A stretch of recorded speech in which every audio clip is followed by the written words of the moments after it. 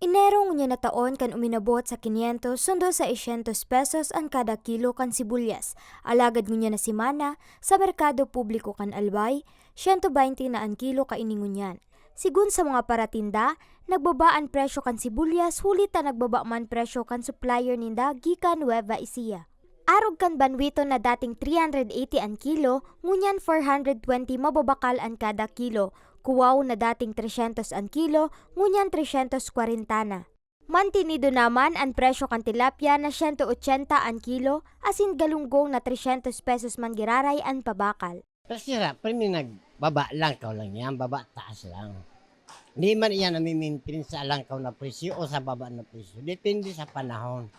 Kapag mahangin, medyo mahal man ang kwata. Warang nakakalawod, warang nakapadagat. Pero sa araw kayo ng mga banwiton, wow, mahal talaga yan. Pinakakuhan kayo yan, 400 to 380. Pero ang minimum kayan talaga, 400.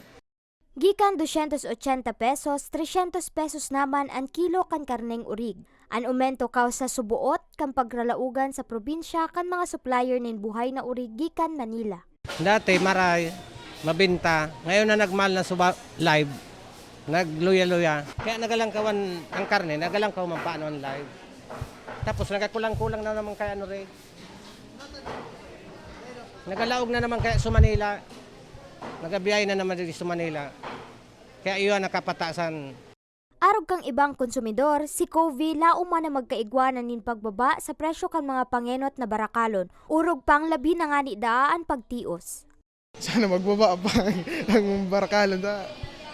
Minsan ang budget mo, dayo man masabing puro permisi rin kahit ang budget mo baga. Minsan sana magbaba man giraray. Baga.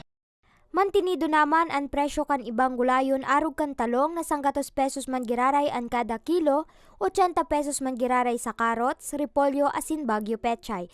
60 pesos man giraray ang kilo kan kamatis asin 180 pa man liwat sa celery. 60 pesos naman ang idinugang sa presyo kan marigoso sa dating presyo na 100 pesos.